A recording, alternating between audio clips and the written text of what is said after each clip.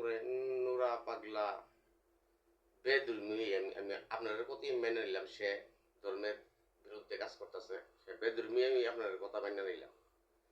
বেধর্মী যদি হয়ে থাকে আপনাদের করা কি ছিল, করণীয় কি ছিল? তার লাশ যখন আমরা মনে করেন আপনার দাফনটা আপনারা মন মতো হইতেছে না, তাহলে আপনাদের উচিত ছিল তার লাশটা এখান থেকে আইন না, যেহেতু আপনারা ক্ষমতাশালী বলবীর, আপনারা তার লাশটা আইন না জানাজা পড়াইয়া সুন্দর টিকা কবরস্থানে দাফন করা, এটি হইল মুসলমানের সঠিক কাজ।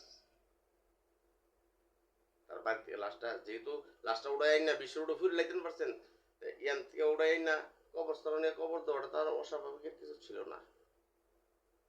কিন্তু কবরস্থানে নিয়ে যে কবর দিতেন দিলে আজগা ইসলামিক ধর্মের বিষয় নিয়ে সেটা কোনো মানুষের কোনো খারাপ মন্তব্য করতে পারলে না। কিন্তু এই একটা ঘটনা ইসলামিক দলগুলোরে 40 বছর পিছিয়ে ফেলাই দিচ্ছে। আবার এই একটা ঘটনায় 40 বছর পিছনে নিয়ে গেছে। আমার কথাটা বিশ্বাস না হলে সরজমিনে তদন্ত করিয়া জরিপলন, সাধারণ জনগণের জরিপলে দেন এখন সাধারণ জনগণ ইসলামিক দলগুলোর বিষয়ে কি বলে।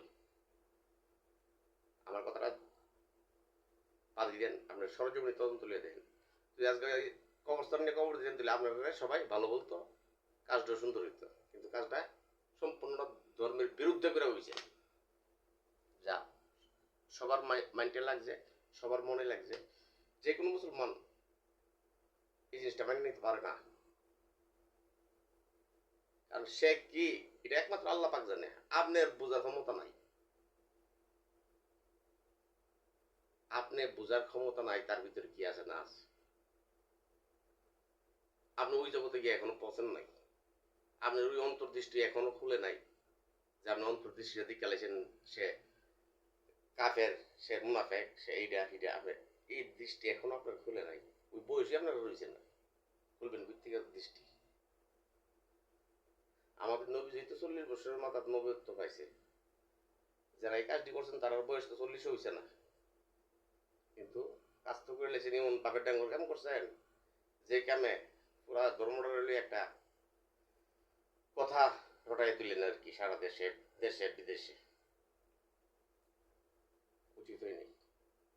আমরা তো মুসলমান, আমরা তো গাও লাগে ধর্মের ব্যাপারে কি ইচ্ছে গেলে আমরা শুনলে আগুন জ্বলে। আপনার এতে 2-4টা মায়ের বিষয় হইতাম পারো, মারতামও পারো,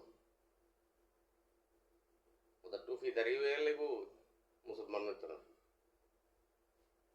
অন্তরে থাকতেইব আল্লাহ না, আমরা অন্তরে যাবে আল্লাহ না।